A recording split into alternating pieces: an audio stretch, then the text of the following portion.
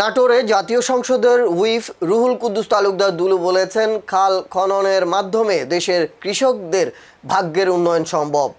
শনিবার 18 এপ্রিল নাটোর সদরের হালসা হেলেঞ্চা খাল পুনর্খনন এবং ভাদুরী জামিনী খাল খনন কাজের উদ্বোধনী অনুষ্ঠানে তিনি কথা বলেন।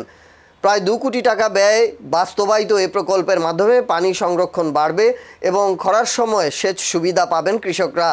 এ সময় দুলু আরও বলেন, দেশের কৃষক বাঁচলেই দেশ বাঁচবে। খাল খননের মাধ্যমে পানি রিজার্ভ রাখা যাবে, ফলে কৃষি উৎপাদন বাড়বে এবং কৃষকের ভাগ্য উন্নয়ন হবে। তিনি বলেন, শহীদ প্রেসিডেন্ট জিয়াউর রহমানের সময় শুরু হওয়া কৃষি উন্নয়ন কর্মসূচির ধারাবাহিকতায় এই উদ্যোগ নেওয়া হয়েছে। অনুষ্ঠানে জেলা প্রশাসনের কর্মকর্তা সহ স্থানীয় বিএনপি নেতৃবৃন্দ উপস্থিত ছিলেন। এর আগে হুইপ একটি হজ প্রশিক্ষণ কর্মশালার উদ্বোধন করেন। অভিনন্দন জানাচ্ছি। কথা বলে, ফুল গল্প করে, হাসাহাসি করে, এক নম্বর যৌন আবেগ সৃষ্টি করে। শহীদ প্রেসিডেন্ট জিয়াউর রহমান সাহেব আজ থেকে প্রায় 50 বছর আগে এই খাল খনন কর্মসূচি উনি গ্রহণ করেছিলেন। আজকে দেরিতে হলেও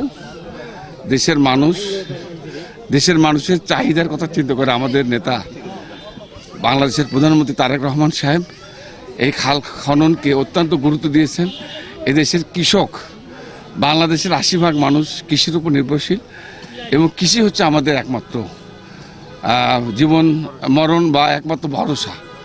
তো এদেশের কৃষক বাঁচলে দেশ বাঁচবে, এই কারণ চিন্তা করে।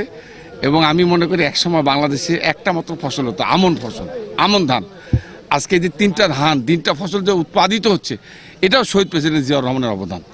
আর এই অবদান, এই ধারাকে অব্যাহত রাখার জন্য উনি এই খাল খনন কর্মসূচি গ্রহণ করেছেন এবং এইটা ইনশাল্লাহ এটা অব্যাহত থাকবে। বাংলাদেশের এই যে খরার সময়, যে আমরা এখন পানি নাই, ফারাক্কা বন্ধ, আজকে কি বলে তিস্তা বন্ধ, পানি নাই, হাহাকার, এখান থেকে মুক্ত করার জন্যই তারেক রহমান সাহেব আজকে খাল খনন কর্মসূচি গ্রহণ করেছে এবং পানি এখানে রাখার জন্য, পানি যেন রিজার্ভ রাখা যায়, এই পানি দিয়ে যেন কৃষি উৎপাদন করা যায়, এই জন্য খাল খনন কর্মসূচি গ্রহণ করেছে। আমরা বিশ্বাস করি এটা অব্যাহত থাকবে এবং আগামী 5 বছর এই খাল খনন কর্মসূচির মাধ্যমে এদেশের কৃষকদের ভাগ্যের পরিবর্তন হবে বলে আমরা বিশ্বাস করি।